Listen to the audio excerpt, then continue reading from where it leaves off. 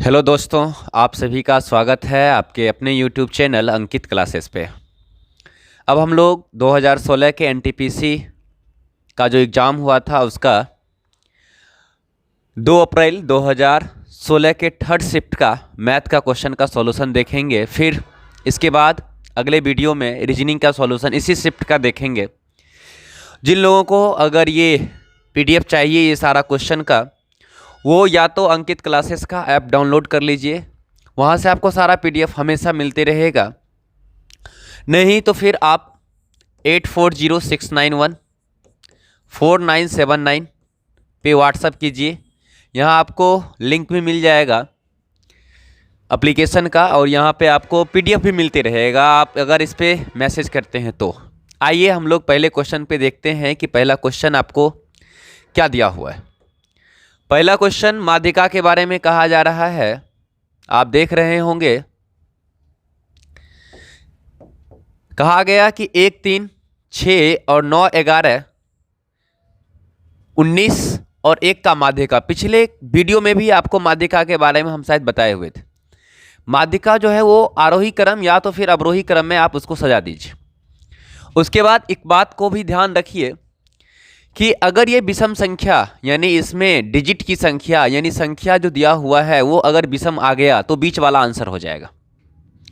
तो हम लोग को ये आरोही क्रम अवरोही क्रम सजा करके लिखना नहीं है, उतना टाइम बर्बाद नहीं करना है। करना क्या है, आपने इसको सिंपल एक चीज देखिए कि अगर ये 7 अंक है 1 2 3 4 5 6 7, तो आंसर जो होगा आरोही क्रम में भी चौथा नंबर पर होगा, अवरोही क्रम में भी चौथा नंबर पर होगा, दोनों तरफ से 3-3 नंबर और बीच वाला आंसर होगा आपका।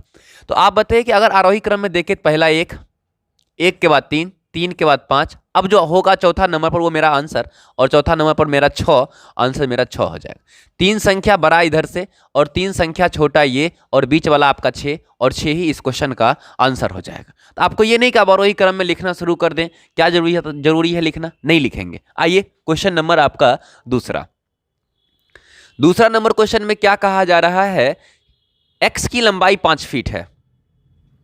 देख रहे हैं आप, कहा यह गया कि x की लंबाई 5 फीट है और उसे ध्यान दिया गया कि उसकी परछाई की लंबाई 3 फीट।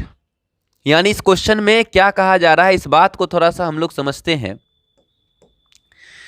कि x की लंबाई 5 फीट है, ये लंबाई 5 फीट है और उसने ध्यान दिया कि उसकी परछाई 3 फीट है, यानी ये परछाई जो बना रहा है उसका वो 3 फीट।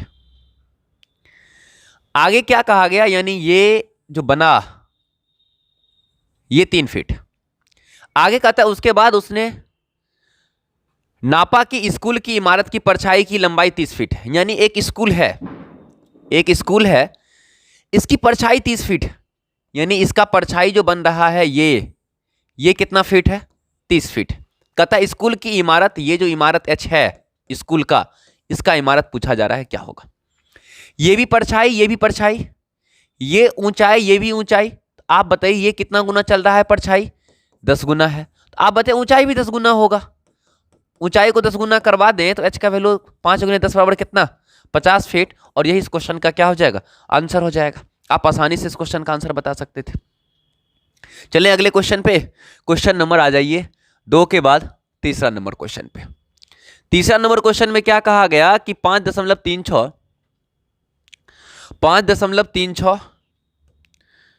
और 3.6 का गुना करना है। आप देखिए गुना करना भी बड़ा आसान है। पॉइंट के बाद 2 अंक, पॉइंट के बाद 1 अंक, पॉइंट के बाद 3 अंक होना चाहिए। ये नहीं होगा, ये तीनों में से ही कोई ना कोई होगा। तो क्वेश्चन में गुना कैसे जल्दी करें, इस बात को भी थोड़ा सा समझिए। हम मान लेते हैं कि पॉइंट नहीं है, मान तो सकते हैं आंसर पॉइंट के बाद 3 अंक होगा। अगर मान लें कि पॉइंट नहीं है, इसका मतलब ये 536 को गुना करना है 36 से, यही होगा ना। हम क्या करते हैं, इस 536 को, ये 36 और इधर भी 36 है, इसको आप एक बात सोचिए थोड़ा सा कि ये 500 प्लस 36 होगा कि नहीं होगा, होगा। 36 का 5 गुना 180 मतलब 18,000, 180 पर 00 और 36 का स्क्वायर तो याद होना चाहिए 1296। अब 1296 को जोड़ दीजिए। आप बताइए 18,000 में अगर 1296 जोड़ दिया जाए तो ये 19,200 क्या हो जाएगा, 96। 19,296 आप देख रहे हैं यहाँ, और पॉइंट के बाद भी 3 अंक है, तो क्या जरूरी था गुना करना, आप ऐसे भी गुना करके लिख सकते थे। ये तो हमको समझाने के लिए आपको ये 500 और प्लस 36 लेकर आप ऐसे भी कर सकते थे।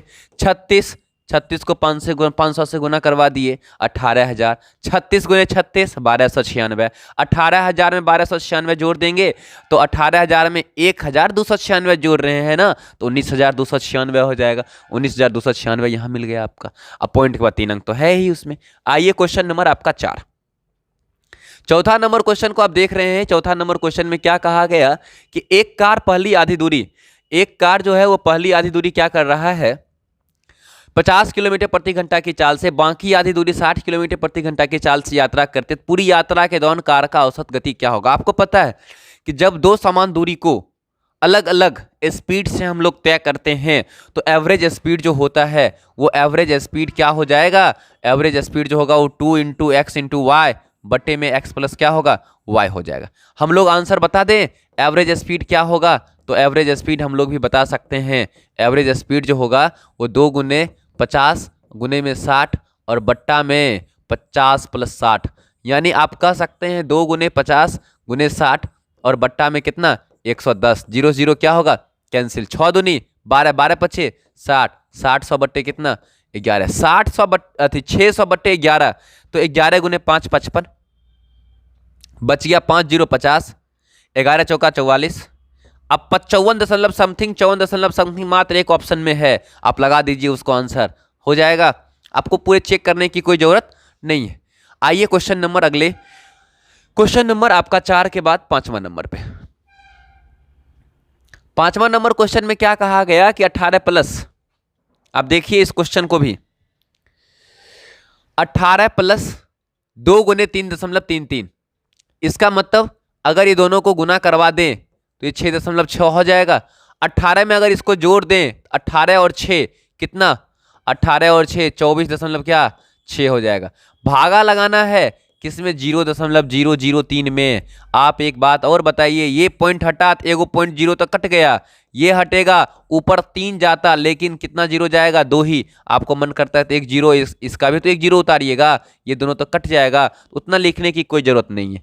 3 से ये कटने वाला है, 3 से कटेगा, 18 × 3 = 54, 3 दूनी 6, 182 पर डबल 0, नहीं 182 नहीं होगा, यहाँ एक नहीं आएगा। 8 × 3 = 24, 2 × 3 = 6, 82 पर डबल 0, आंसर आपका 82 पर क्या हो जाएगा, डबल 0, यानी आंसर आपका कितना 8200 हो जाएगा। आ जाएं अगले क्वेश्चन पे।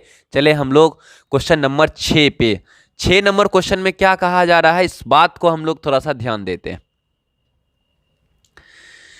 6 नंबर क्वेश्चन को आप देखिए। 6 नंबर में कहा गया कि ए अकेले एक काम को क्या दिन में करेगा, 15 दिन में। ए जो करेगा वो 15 दिन में करेगा, और बी उसी काम को क्या दिन में करेगा, 18 दिन में। आप बता सकते हैं दोनों का एलसीएम कितना, दोनों का एलसीएम 18 और 15 का एलसीएम 90 हो जाएगा। आप बताइए कि अगर ए 15 दिन में अगर 90 काम किया तो एक दिन में कितना काम करेगा, 6 काम।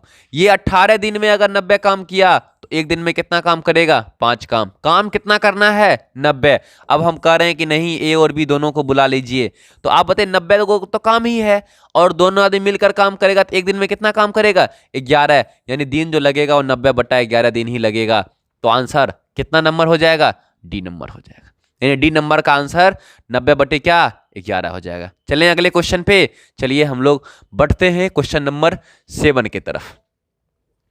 7 नंबर क्वेश्चन में देखिए क्या कहा गया कि कितने समय में एक धनराशि, यानी आपको समय की बात कहा जा रहा है, कितने समय में एक धनराशि स्वयं दोगुनी हो जाएगी यदि यह साधारण ब्याज की 9.09% वार्षिक दर से निवेश किया जा रहा है। दोगुनी होने की बात क्या हो जाएगा कि अगर मेरा धनराशि 1 होगा तो वो धनराशि 2 हो जाएगा, जिसमें 2 में 1 मेरा मूलधन ही था, ब्याज के रूप में 1 मिलेगा। समझ रहे हैं बात।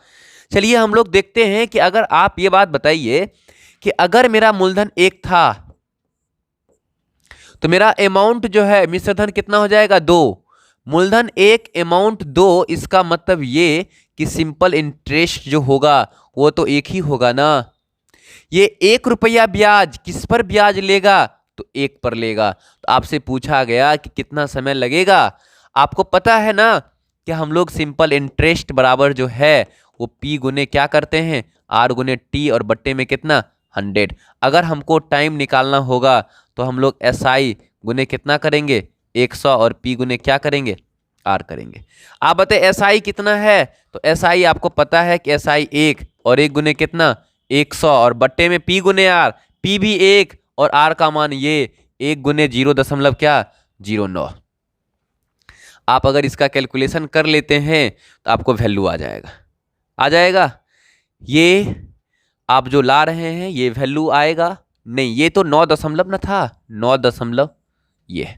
अब आप बताइए कि वैल्यू कितना आने वाला है, तो हम लोग यहाँ से कर सकते हैं, ये टाइम निकाल लेंगे तो टाइम बराबर 100 बट्टे 9.09, ये हटेगा तो 100 ऊपर और चला जाएगा। ये आपको लग रहा होगा थोड़ा सा लेंदी टाइप का, नहीं लग रहा है? लेंदी है ही। अगर लेंदी है तो इस चीज़ को हम लोग नहीं करेंगे, हम लोग दूसरे तरीका से कर लेंगे, और दूसरा तरीका जो है बड़ा आसान हो जाएगा निकालना। कैसे निकालेंगे दूसरे तरीका से, सो हम लोग समझते हैं। आप ये भी कैलकुलेशन अगर करते हैं तो आ जाना चाहिए SI गुने 100 और P बट्टे में R, और SI का वैल्यू 1, ये 100, P गुने R, P का मान 1 और R का मान 0.09%। सही है, आ जाएगा। लेकिन ये करने की कोई ज़रूरत नहीं था। करते कैसे हैं, जल्दी एक लाइन में लाने के लिए हम लोग इस बात को थोड़ा सा ध्यान देते हैं। जब धनराशि दोगुनी हो जाती है तो सिंपल इंटरेस्ट परसेंट में अगर दोगुनी हुई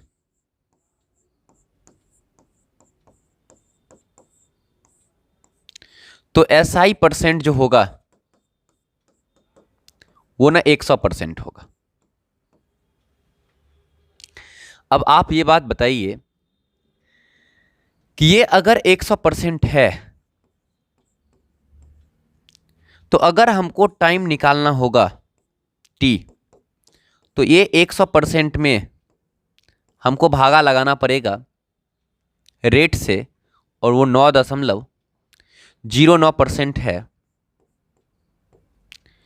आप इससे परसेंट से परसेंट भी कैंसिल हो जाएगा, और ये 100 बट्टा 9.09 फिर से घुमा फिरा के हम लोग वहीं पर आ गए हैं। अब हम लोग इसको निकाल लेते हैं। 9.09% अगर हम लोग कैलकुलेशन करें तो ये कैलकुलेशन 9.09 है, तो इसका मतलब जो है ये आप देखिएगा तो 9.1 बट्टा ये 11 हो जाएगा। इसका मतलब जो है 11 गुने 9 और 99 और ये 100 बट्टे 11 हो जाएगा। हम लोग यहाँ पर ऐसा बात लिख सकते हैं 100 बट्टे, इसके जगह पर ये बात होता है और इसके जगह पर ये भी बात लिख सकते हैं। क्या लिखाएगा, तो ये 100 और बट्टे में 11, इसका मतलब 100 बट्टे 100 और गुना 11 ऊपर चला जाएगा, और आंसर क्या आ जाएगा 11%। वैसे जो मिटाए थे ना वहाँ भी कैलकुलेशन आपको यही करना था, आप कर सकते हैं। चलें अगले नंबर क्वेश्चन पे। क्वेश्चन नंबर 8, 8वां नंबर क्वेश्चन को आप देखिए क्या कहा गया। 8वां नंबर में यह कहा जा रहा है कि 120 वस्तु का क्रय मूल्य 80 वस्तु के विक्रय मूल्य के बराबर है। अब देखिए यहाँ पर ना अमाउंट का बात नहीं है, यहाँ बात जो है वो वस्तु का बात है, रुपया का बात नहीं है। वस्तु के केस में क्या होता है कि अगर क्रय मूल्य से ज़्यादा विक्रय मूल्य हो गया ना तो आपको हानि हो जाएगा, और विक्रय मूल्य से अगर क्रय मूल्य से अगर कम विक्रय मूल्य हुआ तब आपको लाभ हो जाएगा। आप बताइए कि क्रय मूल्य के केस में 120 वस्तु और विक्रय मूल्य के केस में 80 वस्तु, क्रय मूल्य से कम विक्रय मूल्य है तो लाभ होगा। लाभ कितना, 120 और 80 40 लाभ, 40 लाभ हो रहा है। तो आप ये बात बताइए 40 लाभ, ये विक्रय मूल्य के रिस्पेक्ट में लाभ भी बताता है। 40 किस पर लाभ होगा, 80 पर, यानी आंसर 50% हो जाएगा। कैसे सॉल्व करेंगे सो देखिए। आप ये बात बताइए कि 120 वस्तु का क्रय मूल्य 80 वस्तु के विक्रय मूल्य के बराबर है।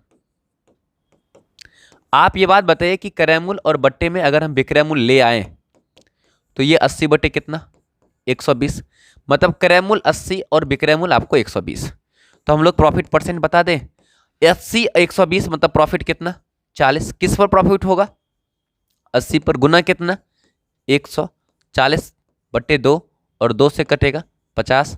आंसर जो होगा वो 50% हो जाएगा और यही इस क्वेश्चन का आंसर हो जाएगा। कर सकते हैं हम लोग ये भी क्वेश्चन को। चलिए क्वेश्चन नंबर 8 के बाद आपका अगला क्वेश्चन है 9 नंबर।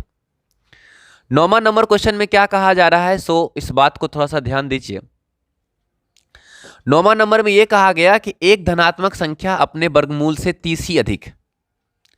वर्ग से नहीं कहा गया, कहा यह गया कि उसके वर्गमूल से 30 अधिक। जो वर्गमूल होगा ना उससे वो संख्या 30 ज्यादा है। कतः संख्या ज्ञात कीजिए, तो संख्या ऑप्शन में ही है। ऑप्शन में ही देखिए, इसका वर्गमूल किया जाए तो 4 और ये मात्र 12 ज्यादा है। इसका वर्गमूल किया जाए तो 5, ये मात्र 20 ज्यादा है। इसका वर्गमूल किया जाए तो 6 और ये 30 ज्यादा है और इसी क्वेश्चन का आंसर हो जाएगा। बनाने की आपको कोई जरूरत नहीं था, ऑप्शन से ही आप चेक कर सकते थे।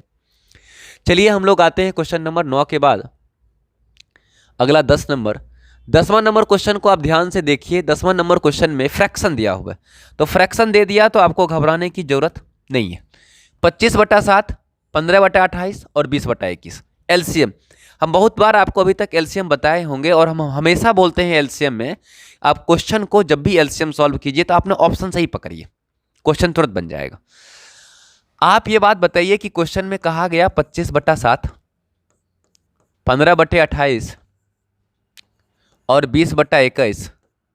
आप इस बात को थोड़ा सा बताइए कि जब हम लोग फ्रैक्शन, अगर क्वेश्चन फ्रैक्शन में है और एलसीएम कहा जाता है तो हम लोग क्या करते हैं? अंश का एलसीएम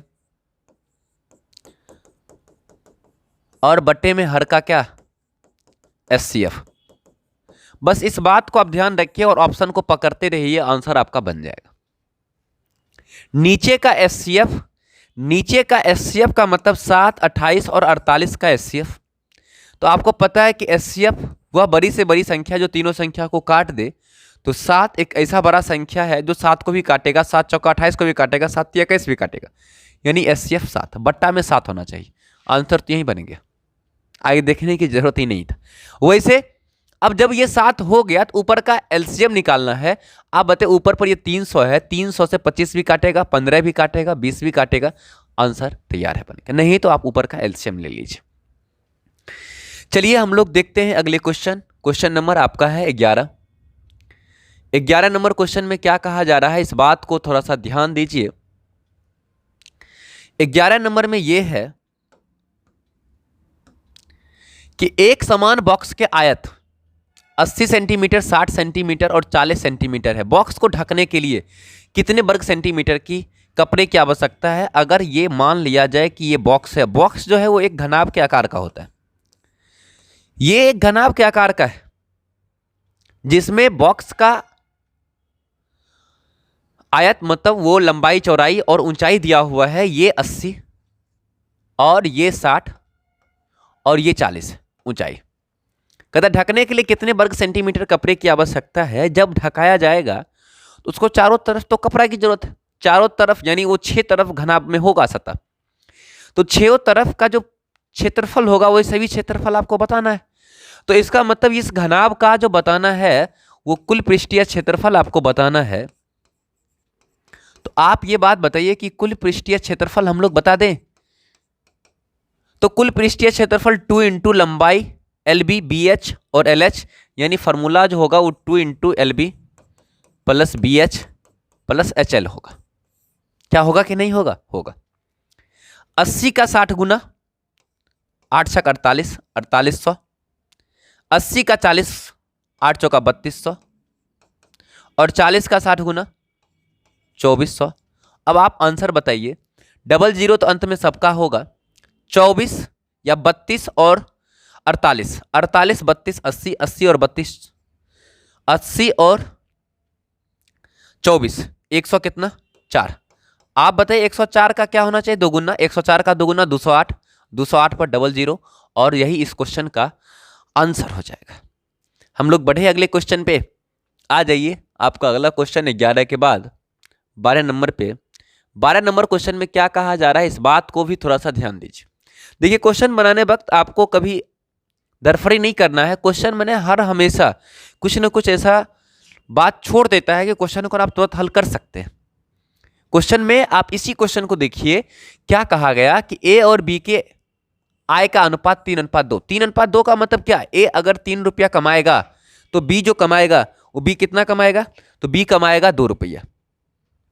आगे कहा कि उनका व्यय, व्यय मतलब क्या? खर्च 14,000 और कितना है? 10,000। आगे कहता ए की बचत कितना? 4,000। हमको यहां से ये बात अच्छे से पता है कि इनकम बराबर जो है वो खर्च और प्लस में क्या होगा? बचत होगा। आप एक चीज देखिए, ए बचत कर रहा है 4,000 और ए कमा रहा है, ए जो खर्च कर रहा है 14,000, तो ए का इनकम जो होगा वो 18,000 होगा।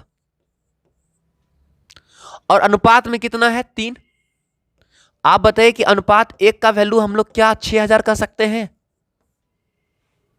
14,000 खर्च कर दिया, 4,000 बच गया, 18,000 कमाता होगा और अनुपात में था 3, तो 3 का वैल्यू तो 18,000 हो जाएगा। 1 का वैल्यू कितना? 6,000 हो जाएगा। आगे ये बात बताइए कि आपको जो बी के बारे में कहा वो तो कमा रहा था अनुपात में 2 ही, और 1 का वैल्यू 6,000 होगा, तो देख 2 का जो वैल्यू होगा वो तो 12,000 होगा।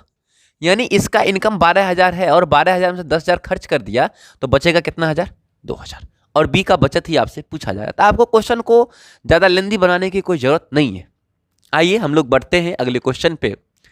12 के बाद आपका अगला क्वेश्चन 13 नंबर, देखिए क्या कहा।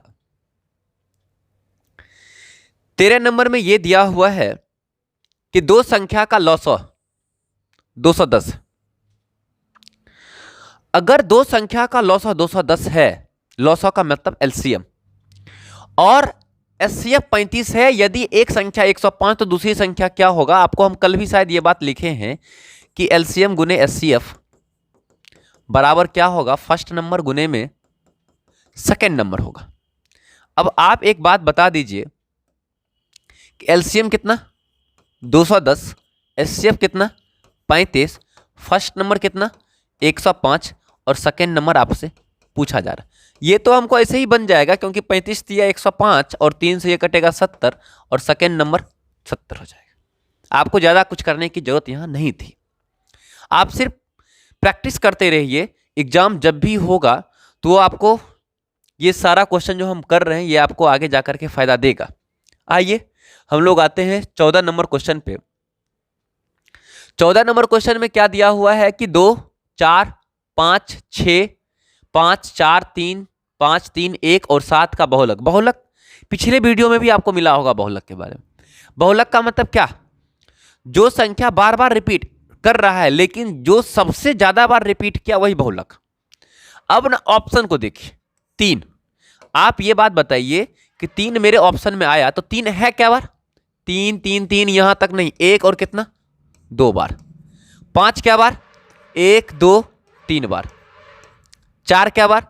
1 2 नहीं, 2 बार ही है। और 2 क्या बार? 1 और कहीं नहीं है। आप बताइए सब जगह रिपीट कौन किया? 5। आंसर कौन हो जाएगा? 5 हो जाएगा। माध्यिका वाले में आरोही क्रम लगा करके बीच वाला निकाल लेते हैं। बहुलक वाले में क्या करना पड़ता है? जो सबसे ज्यादा बार रिपीट करता है तो वो आंसर हो जाता है। अगर मान लिया जाए माध्य पूछ दिया तो वो तो एवरेज होता है, औसत होता है। आइए क्वेश्चन नंबर हम लोग अगले क्वेश्चन को देखते हैं 15 से 17। 15 से 17 का एक डाटा दिया हुआ है, डाटा का हम लोग सॉल्यूशन करेंगे। अब क्या कहा गया इस डाटा को आप देखिए। सबसे पहले डाटा जो है ऊपर देख सकते हैं आप, नीचे कंपनी जेड के कई वर्षों का व्यय जो है वो लाखों में है, सूचना दिया गया है लाखों में। हम लोग जेड कंपनी का खर्चा के बारे में अभी देखेंगे। आप आइए क्वेश्चन नंबर 15 को देखते हैं हम लोग। 15 नंबर में क्या कहा गया कि वर्ष 2011 में कंपनी जेड कि कुल खर्च कितना है। आप एक बात बताएं, खाली कुल खर्चा पूछा, किसके बारे में? 2011 के बारे में। आप बताएं कुल खर्च मतलब सबको जोड़ना है ना, तो सबको जोड़ेंगे तो आप कुछ ना कुछ यूनिक चीज है कि जोड़ भी आप आसान कर सकते हैं। आप बताएं सबको जोड़ने से पॉइंट के बाद 4 बच जाएगा। पॉइंट के बाद 4 एक ही जगह था और कहीं नहीं है। क्यों जोड़े हम? ऑप्शन को भी तो देखना है। ऑप्शन को आप देखते रहिएगा ना तो क्वेश्चन जल्दी बन जाएगा। आइए हम लोग, अगर आपको मन करे आंसर पुराने का तो आप ना कर लीजिए। 412 227, 15, 133.4, 98 और सबको ऐड कर लीजिएगा तो आपको आंसर मिल जाएगा। कर सकते हैं आप ऐड। चलें अगले क्वेश्चन पे। आइए क्वेश्चन नंबर आपका अगला कहता है वर्ष 2012 के लिए वेतन पर खर्च। आप पहले समझिए, फिर हम लोग ग्राफ को भी लेके आएंगे। 2012 के लिए वेतन पर खर्च का कितना परसेंट ईंधन और परिवहन पर खर्च किया गया, वेतन का क्या परसेंट ईंधन और परिवहन, और 2012 का डाटा लेना है। तो आप ये बात बताइए, 2012 का जब डाटा हम लोग लेना शुरू करें तो वेतन कितना है 500, वेतन जो है वो 557, ईंधन और परिवहन पर कितना 223। वेतन का क्या परसेंट होगा ना, ये आपको बताना है। तो आप ये बात बताइए, 557 का x% बराबर 233। मतलब ये कि हम लोग ऐसे भी कह सकते थे कि 233 किस पे, 557 पे, गुना 100, यही आपका आंसर यानी परसेंटेज बताने वाला है। हम लोग इसको भी बता सकते हैं। अब आप देखिए कैसे बताएंगे। आप एक बात बताइए, हम एक लाइन और लिख लेते हैं कि अगर ये 233 पर डबल जीरो और बट्टे में 557 दे दें तब क्या हो जाएगा? क्या इसका सॉल्यूशन होने वाला है? होगा अभी सॉल्यूशन, आप देखते रहिए, इसका सॉल्यूशन हो जाएगा। क्वेश्चन का सॉल्यूशन आप कोशिश ये कीजिए कि कम से कम समय में कैसे दें। अगर हम लोग 223 यानी ये 223 नहीं 2330 को अगर 557 से भाग लगा दे, क्या 5 बार में तो नहीं लगेगा, 4 बार में लग जाएगा। 500 का 4 गुना 2000, 50 का 4 गुना 200, 2200 और 7 का 4 गुना 28, यानी ये 2228 4 बार में लगेगा। लेकिन ये है कितना 2330, 2228 से 100 जोड़ देंगे तो 2328 होगा, उससे भी 2 ज्यादा। इसका मतलब ये 102 बच जाएगा और इस पर 1 जीरो और आएगा, 1020 हो जाएगा। क्या 557 का 2 गुना से ज्यादा है? नहीं ज्यादा है, 2 गुना से कम है, 1 बार में लगेगा।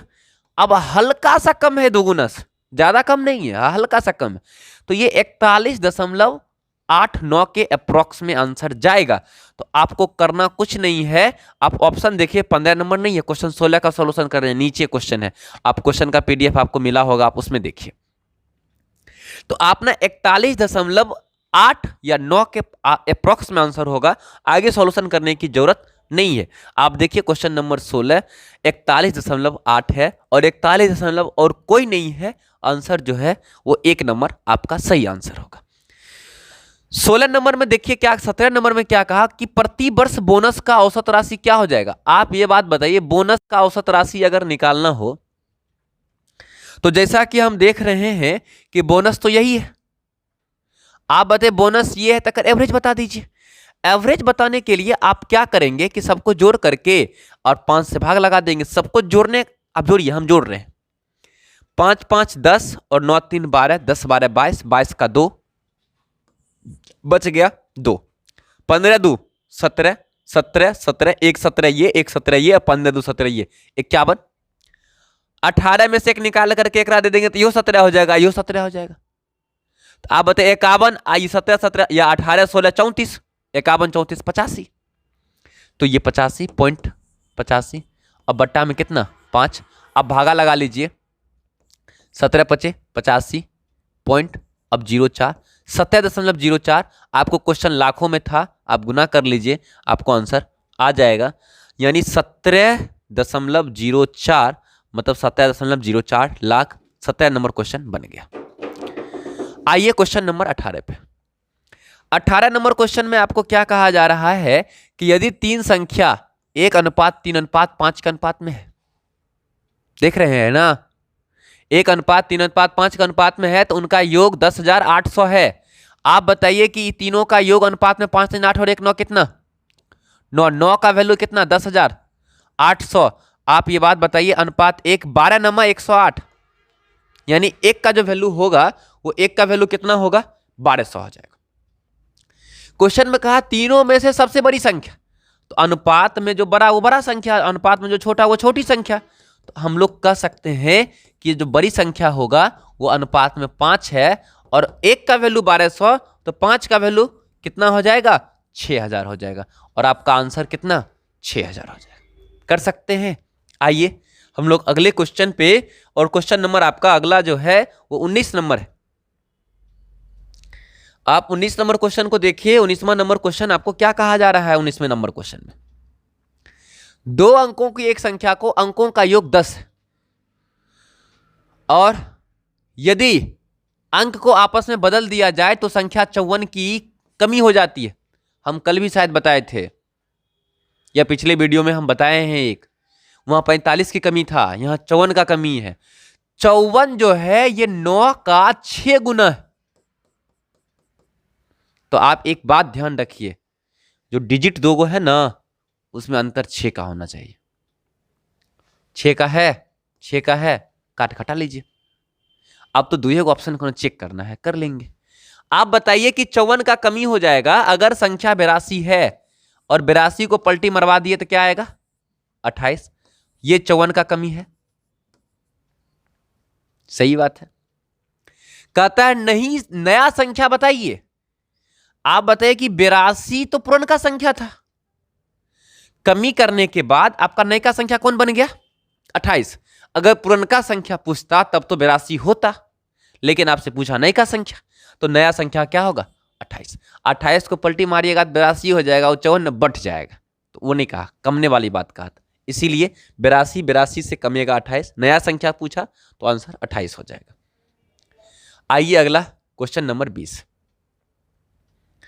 20वां नंबर क्वेश्चन में कहा गया निम्नलिखित में कौन सा सत्य है। आप देख सकते हैं ये 4 फ्रैक्शन है। फ्रैक्शन में हम किसी एक फ्रैक्शन ले लेते हैं, उसी के हिसाब से सजाना है। 13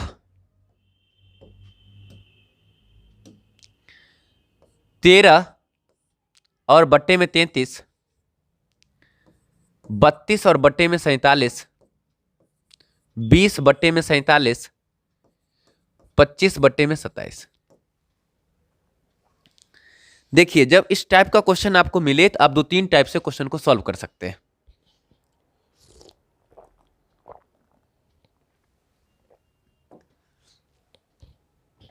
कैसे सॉल्व करेंगे सोच समझिए।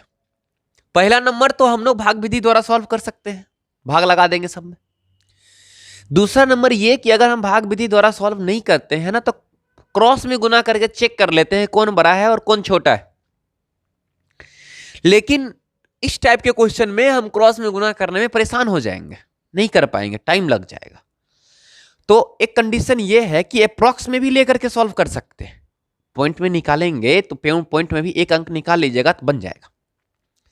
अगर पॉइंट भी निकालना अगर आपको टफ लग रहा है तो एक तरीका परसेंटेज का भी है। अब परसेंटेज का तरीका को थोड़ा देर के लिए समझिए। अगर ये 25/100 है, इसका मतलब ये 25% है, यानी बट्टा में 100 हो जाएगा तो 25% ये होगा। अगर ये 37/100 है, इसका मतलब ये 37% होगा। एक बात और बताइए, अगर हम क्वेश्चन में कहें कि नहीं ये 3/10 है, अगर हमको इसको परसेंटेज बनाना हो, इसको 10 से गुना करवा देंगे ऊपर नीचे, नीचे 100 पुर गया, आंसर 30%। वैसे भी आप 3/10 को फ्रैक्शन को अगर परसेंटेज में करते हैं तो 100 से गुना करते हैं और आंसर 30% आप ऐसे भी ला सकते थे। लेकिन मेरा कहने का मतलब थोड़ा सा समझिए कि अगर ये वैल्यू 2/5 है, अगर हमको इसको परसेंटेज में बताना होगा तो हम इसको 100 बनाने के लिए नीचे भी 20 ऊपर भी 20, यानी इसका मतलब ये 40% है, 40/100 हो जाएगा। हम भी वही करते हैं, अप्रॉक्स में बनाएंगे, लेकिन कोशिश मेरा ये रहेगा कि बट्टा में 100 के आसपास चला जाए। अगर गया आंसर 1 मिनट में आ जाएगा। 33 को 100 के आसपास लेके जाने के लिए 3 से गुना करें तो ऊपर भी 3 से गुना करेंगे, आंसर ये कितना 39%, एग्जैक्ट नहीं लगभग में 39%। 47 का दुगुना करवा देंगे तो 94 पहुंचा देगा। ये 32 का दुगुना अगर करवाते हैं तो 64 हो सकता है, 64 से थोड़ा सा वैल्यू बढ़ा हो जाएगा, कोई बात नहीं, देख लेंगे आगे। अगर ज्यादा थोड़ा अंतर बुझाएगा तब करना पड़ेगा। इसका भी दुगुना करवा दें, इसका भी दुगुना करवा दें, 20 का दुगुना कितना 40, अगर थोड़ा सा ज्यादा करेंगे तो 41 42, इसको थोड़े पकड़ लेगा, ये तो छोटे ये ना है, इससे एक मान और थोड़ा सा बड़ा होना चाहिए, एक छोटे ये रह जाएगा। ये 27 का 4 गुना 108 हो जाएगा, कोई बात नहीं है घबराना। 25 का 4 गुना 100 हो जाएगा, आप कमाइए दीजिए ना, ये 92 ये 95 के आसपास होगा, हम ले सकते हैं ना, इसको 4 गुना करेंगे तो ये 100 होगा। आप ये 108 हो जाता है, ज्यादा हो जाता है 100 से, इसका वैल्यू 100 से हल्का 4 गुना से हल्का कम ही ले लिए। आप बताइए सबसे बड़का 92, 1 नंबर पर, 2 नंबर पर ये, 3 नंबर पर ये, 4 नंबर पर ये, यानी सबसे छोटका वो है। आप बताइए सबसे छोटका ये 4 नंबर पर, 4 नंबर के बाद 3 नंबर 20/47, 1 20/47, इसके बाद ये तो सबसे बड़ा होना चाहिए, ये ऑप्शन नंबर आपका सी करेक्ट आंसर। आप बताइए पॉइंट में करते तो टाइम लगता ना, तो इसीलिए पॉइंट में करने की यहां कोई जरूरत नहीं थी। चलिए हम लोग बढ़ते हैं क्वेश्चन नंबर 21 पे। अपना 21 नंबर क्वेश्चन को देखिए। 21 नंबर क्वेश्चन में क्या दिया हुआ है कि 3 कुर्सियां 2 मेज मतलब टेबल का मूल्य कितना 700। आगे ये कहा कि 5 कुर्सियां और 3 मेज का मूल्य 1100 है, तो 1 कुर्सी और 2 मेज। एक बात ध्यान रखिएगा, इस टाइप के क्वेश्चन 2-3 टाइप में मिलता है। इस प्रकार का क्वेश्चन एक ये मिलेगा कि आपको कुर्सी और मेज का वैल्यू ना बराबर बराबर देकर के पूछ देगा। एक ये मिलेगा दोनों का वैल्यू अलग अलग पूछ दिया। जब अलग अलग पूछ दिया ना, तो आपको क्या करना है कि ऊपर पर जो वैल्यू दिया हुआ है ना, ऊपर का वैल्यू को या तो मेज को बराबर करवा दीजिए या कुर्सी को बराबर करवा दीजिए, आंसर तुरंत बन जाएगा। अगर हम इस कंडीशन में पूरे समीकरण को 3 से गुना करवा दें, तो आप बताए 3 कुर्सी के जगह पर 9 चेयर और 2 मेज के जगह पर 6 टेबल, तो मेरा टोटल अमाउंट जो देना पड़ेगा वो 3 गुना देना पड़ेगा कि नहीं देना पड़ेगा। आगे बताइए कि इस मेज को भी 6 मेज पुराना होगा तो 2 गुना करना पड़ेगा ना, तो 5 का 2 गुना कितना 10 चेयर, 3 का 2 गुना 6 टेबल, 1100 का 2 गुना कितना 2200। अब आप ये बात बताइए, ये दोनों कांस्टेंट हो गया, यहां से ये कितना ज्यादा ले रहा है, तो मात्र और मात्र 1 चेयर ज्यादा ले रहा है ना, तो मात्र और मात्र 1 चेयर ज्यादा लिया, और 1 चेयर का दाम रुपया कितना ज्यादा लिया, तो 100 रुपया ज्यादा लिया। ले सकते हैं। आगे कहा गया कि जब 1 चेयर का दाम 100 हो गया, तो आपने यहां से सोचिए थोड़ा सा, मेरा 3 चेयर प्लस 2 टेबल का दाम 700 था, तो 3 चेयर का मतलब 300, 2 टेबल का दाम 400 बच जाएगा, तो 1 टेबल का दाम कितना 200 हो जाएगा। आपसे पूछा 1 चेयर का दाम कितना 100, 2 मेज का दाम कितना 400, 1 मेज का 200 तो 2 मेज का 400, तो मेरा आंसर कितना हो जाएगा 500 हो जाएगा। और इस क्वेश्चन का यही आपका आंसर है। चले हम लोग अगले क्वेश्चन पे। आप अगला क्वेश्चन को देखिए। क्वेश्चन नंबर 21 के बाद 22वां नंबर क्वेश्चन में क्या दिया हुआ, ये तो आपसे बन जाना चाहिए।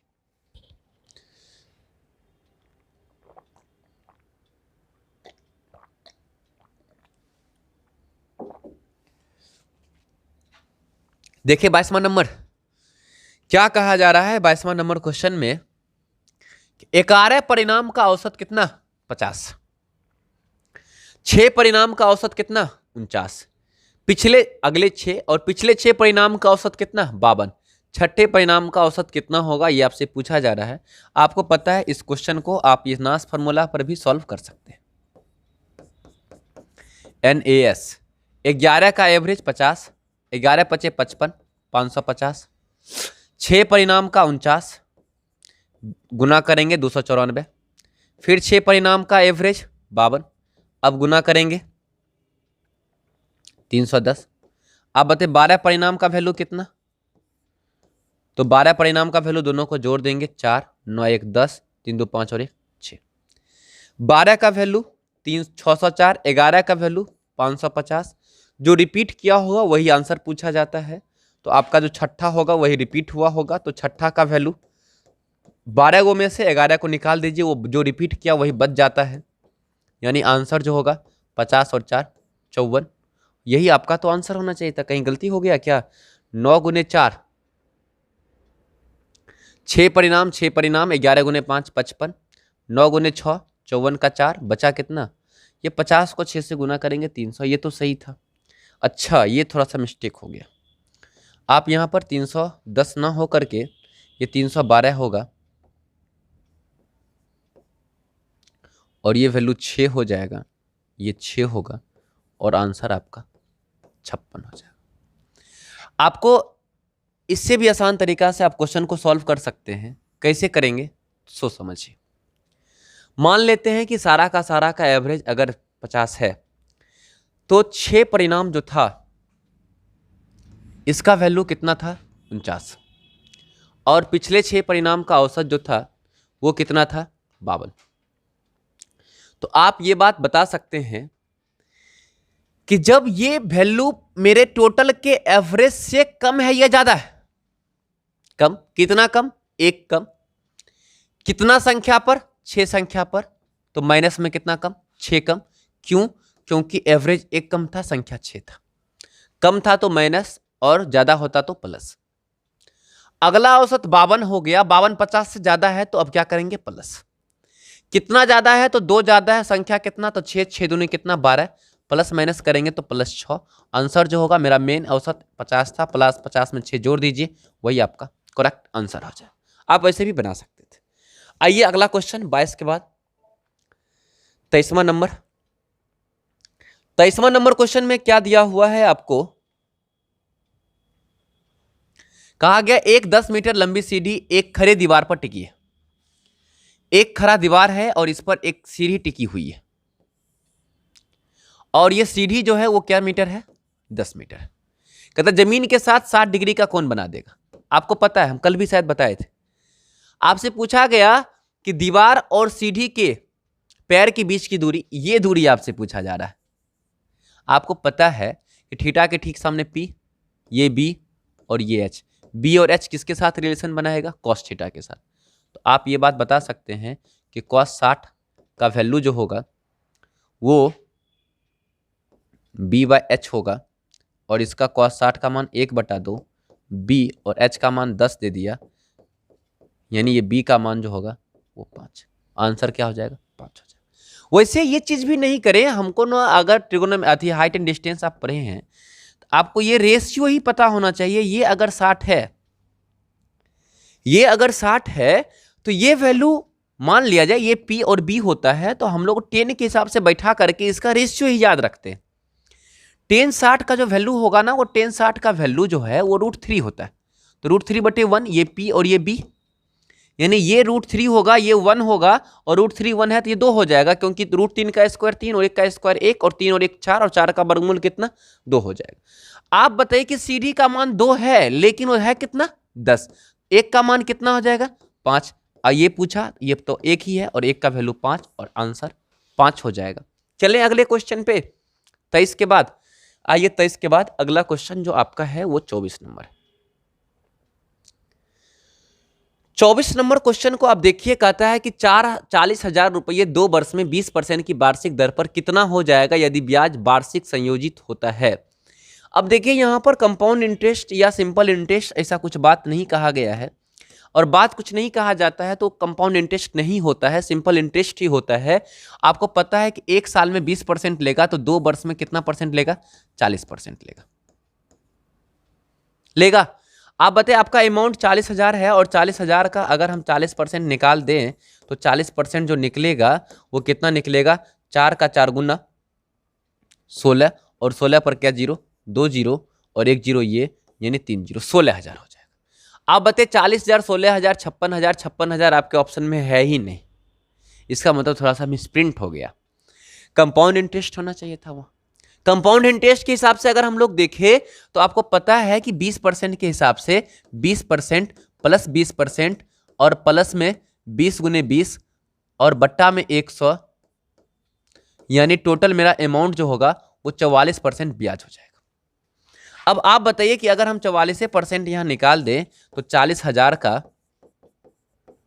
44% कितना होगा? 44 का 4 गुना, 40 का 4 गुना 160, 4 का 4 गुना 16, 160 और 16 176 पर डबल जीरो, 17,600। और मेरा मूलधन कितना था? 40,000। अगर दोनों को जोड़ दें तो मेरा जो वैल्यू होगा वो 40 और 17 57,600। और इस क्वेश्चन का करेक्ट आंसर 57,600 हो जाएगा। आइए हम लोग अगले क्वेश्चन 25 नंबर पर बढ़ते हैं। 25वां नंबर क्वेश्चन को आप देखिए। 25 नंबर क्वेश्चन में क्या कहा जा रहा है? कहा गया कि एक ट्रेन जो है ये क्या किया, 10 सेकेंड में एक स्थिर वस्तु को पार करता है।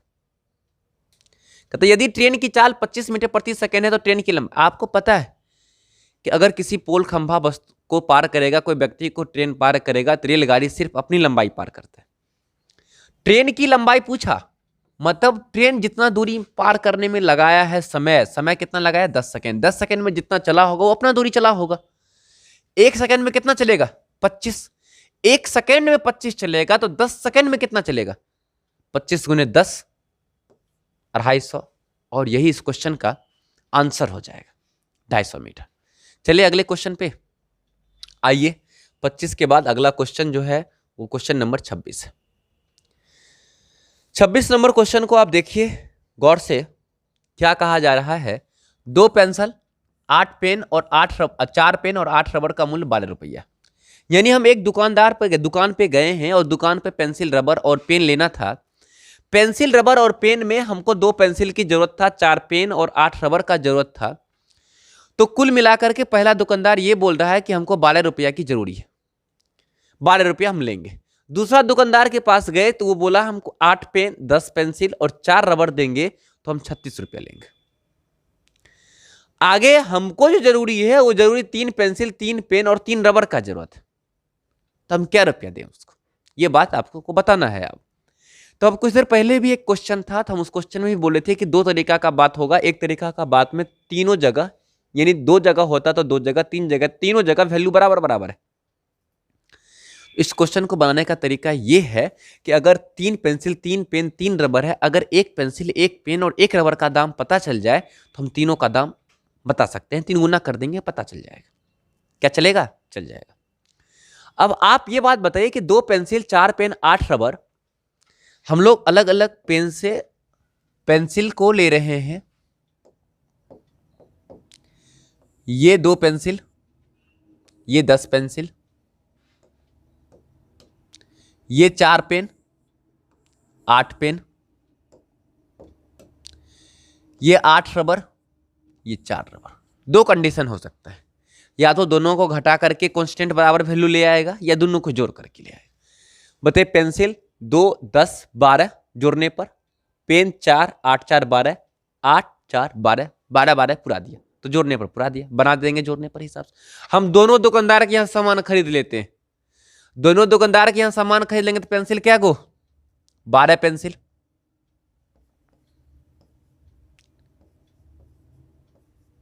आप बताइए पेन क्या गो? 12 पेन, रबर क्या गो? 8 रबर। क्या गो रुपया देना पड़ेगा? 8 नहीं, 12 रबर। क्या गो रुपया देना पड़ेगा? दोनों दुकानदार को मिलाकर के 36, 12, 48। आप बताइए कि अगर हम एक निकाल लें, 12 कॉमन ले लें, 1 पेंसिल,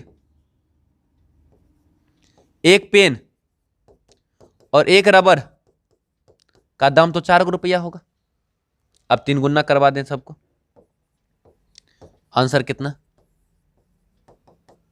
12 नहीं हो जाएगा? क्या जरूरी है हम समीकरण को बना करके बनाए? हम ऐसे ही जोड़ के क्यों नहीं बना ले? चलिए अगले क्वेश्चन पे, 26 के बाद क्वेश्चन 27। 27वां नंबर क्वेश्चन को आप देखिए। कहा गया कि पी ने एक वस्तु 400 रुपया में खरीदी और 10% लाभ पर बेच दी। कहता लाभ परसेंट में कितने की वृद्धि की जाए कि अगर वस्तु 460 रुपए में बिकता? 400 का सामान अगर हम 460 में बेचते तो प्रॉफिट परसेंट नहीं बता देंगे। 60 रुपया प्रॉफिट होगा किस पर? 400 पर। गुना कितना? 100। डबल जीरो कैंसिल, 4 से कटेगा 15, प्रॉफिट जो होगा वो 15% होगा। लेकिन कहता था पहले 10% का लाभ था, अब लाभ कितना 15%, कितना का वृद्धि हो जाता 5 का वृद्धि हो जाता। ये क्वेश्चन पिछले वीडियो में भी शायद बताए थे। आइए आप अगले क्वेश्चन पे, क्वेश्चन नंबर 27 के बाद 28 नंबर, इस टाइप का भी क्वेश्चन टेस्ट में, टेस्ट नंबर 4 में था। आप देखिए इस क्वेश्चन को 2/9 प्लस 3/5 भागा 2/9 प्लस 2/5, याद कीजिए 9 5 45, यानी दोनों का एलसीएम 45, इस दोनों का भी 45, भागा है पलटी मारेगा 45 45 कैंसिल हो जाएगा, ये 45 ऊपर चला जाएगा और वैल्यू और नीचे आएगा, 45 45 कैंसिल हो जाएगा। अब करना क्या है सो समझिए, हम पिछले क्लास में ही बताए हैं 5 दूनी 10, 9 तिया 27, 27 10 37, जो ऊपर वैल्यू 37 होगा वही आंसर, पहला नंबर आंसर हो जाएगा। कर देते हैं 5 दूनी 10, 9 तिया 27, 27 10 37 और 9 5 45, भागा को गुना करके पलटी मरवा देते हैं। इसको पहले हम दे देते 5 दूनी 10, 9 दूनी 18, 18 10 28, बट्टा में 9 5 45। आप बताइए इसको 45 बट्टे 28 करवा दें, 45 45 कैंसिल, 37 बट्टे क्या हो जाएगा 28, और यही इस क्वेश्चन का आंसर हो जाएगा। चलिए अगले क्वेश्चन पे आ जाइए आप। अगले क्वेश्चन, क्वेश्चन नंबर 28 के बाद 29 नंबर, आप 29 नंबर क्वेश्चन को देखिए। 29 में क्या कहा कि P713 ये विभाजित होगा 11 से। 11 ये कहता है कि हमारा विभाजित करने का जो नियम है वो एक एक अंक संख्या को छोड़ करके लीजिए। तो 7 3 10, ये दोनों को लेंगे तो P+1, P+1 और 10, दोनों का जो अंतर होना चाहिए वह या तो 0 होना चाहिए, नहीं तो 11 के मल्टीपल में होना चाहिए। ये दोनों का अंतर या तो 0 नहीं तो 11 के गुणज में होना चाहिए। आप बताइए दोनों का अंतर अगर 11 से ज्यादा आने वाला होगा तब ना 11 के गुणज में देखेंगे, अभी तो 11 से बड़ा आ ही नहीं रहा है। आप बताइए इसको हम लोग लिख सकते हैं P-9 बराबर 0, P बराबर 9, यानी P के जगह पर किसको बैठाना पड़ेगा 9 को बैठाना पड़ेगा ताकि अंदर 0 आ जाएगा। अगर 9 बैठा देते हैं 7 3 10, 9 1 10, 10 में से 10 गया 0, 0 आ गया तो 11 से कटेगा वो। अगले क्वेश्चन, क्वेश्चन नंबर 30 देखिए। 30वां नंबर क्वेश्चन में क्या कहा गया कि P कार्य करने में Q से दोगुना सक्षम है। दोगुना सक्षम है कौन? P जो है किससे? Q से। आप बताइए P जो है वो Q से दोगुना सक्षम है। Q1 तो P कितना 2। कहता Q एक काम को, यानी ये काम करने का है ना, इसका स्पीड है, ये 2 काम करेगा तो ये 1 काम करेगा। आगे कहा गया Q एक काम को 12 दिन में लगाता है। Q एक दिन में 1 क्यों काम करेगा, और काम को करने में क्या दिन 12 दिन, तो टोटल काम 1 गुने 12 किया। दोनों एक साथ मिलकर काम करेगा, दोनों एक साथ मिलेगा 2 और 1 3, आंसर कितना हो जाएगा 4 हो जाएगा, आ जाएगा 4 दिन, और यही इस क्वेश्चन का आंसर हो जाएगा। आइए क्वेश्चन नंबर 30 के बाद 31 नंबर पे आप देखिए। 31 नंबर क्वेश्चन में क्या कहा जा रहा है कि A ने B को 15% एक लाभ पर एक खिलौना बेचा, ये बेचा होगा। आगे कहता है बाद में B ने A को यही खिलौना 20% लाभ पर बेचा और 552 रुपया का लाभ कमा लिया। आप सेकेंड नंबर लाइन से ही सोचिए, क्वेश्चन का आंसर आ जाएगा। आप बताइए बी ने ए को यही खिलौना 20% का लाभ पर बेच रहा है। बी जो है वो 20% का प्रॉफिट कमाया, इसका मतलब 20% का मतलब 1/5, 5 रुपया का सामान में 1 रुपया का लाभ कमा रहा है, और 1 रुपया के लाभ के जगह पर वो 552 रुपया लाभ लिया। आप ये बात बताइए, 552 रुपया का लाभ लिया तो वो 5 में खरीद करके लाया था, खरीद के लाया कितना में, तो ये खरीद करके लाया 552 गुने 5, यानी 5 दूनी 10, 5 25 और 1 26, 2 और 5 25 और 2 2760 रुपया में खरीद करके लाया था। आगे क्वेश्चन में ये कहा कि ए ने बी को 15% के लाभ पर बेचा है और बी कितना में लिया था 2760 में, और अंत में क्वेश्चन में पूछा ए ने खिलौना के लिए कितना रुपया भुगतान किया। ए जो देगा बी को 15% के लाभ पर तो ये 115/100 पर दिया और ये वैल्यू 2760 में देगा, और ये वैल्यू 23 और ये 20, 23 से ये कटेगा, आप काट के देखिए, 23 से कम 23, बच गया 4 और 6 46, 23 दूनी 46, जीरो। यानी ए जो खरीद के लाएगा 120 का दोगुना 240 और एक जीरो, आंसर आपका 2400 हो जाएगा। चलिए अगले क्वेश्चन पे आइए, आप अगले क्वेश्चन को देखिए। 31 नंबर के बाद आपका 32 नंबर, 32 नंबर हम देख रहे हैं,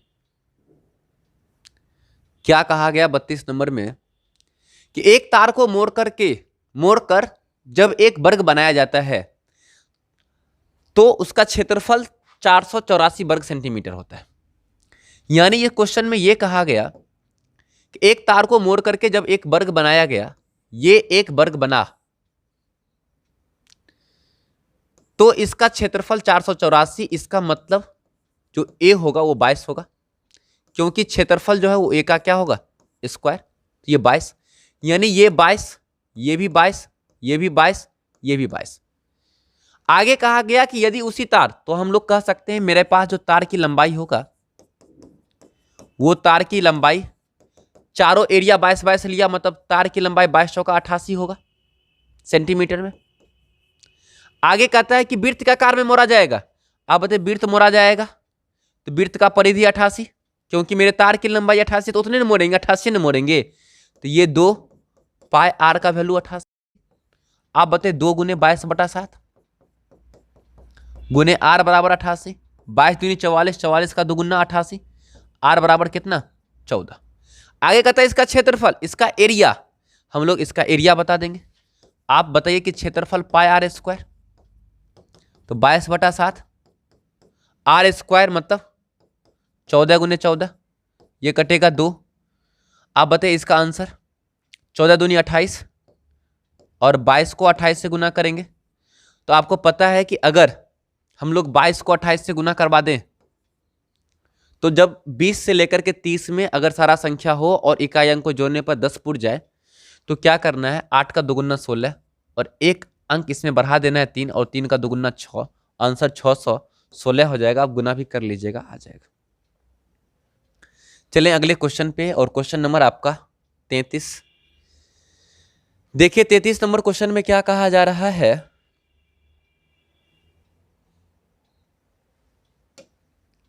कहा गया 12 मीटर और 17 मीटर के 2 खंभे जमीन से ऊर्ध्वाधर रूप से सीधे खड़े, एक 12 मीटर और एक 17 मीटर।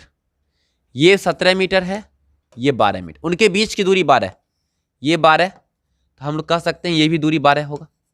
ये पूरे दूरी 12 था, तो ये दूरी कितना बच गया 5। कहा गया उनके सबसे ऊपरी छोरों के बीच की दूरी, ये दूरी आपसे पूछा जा रहा है।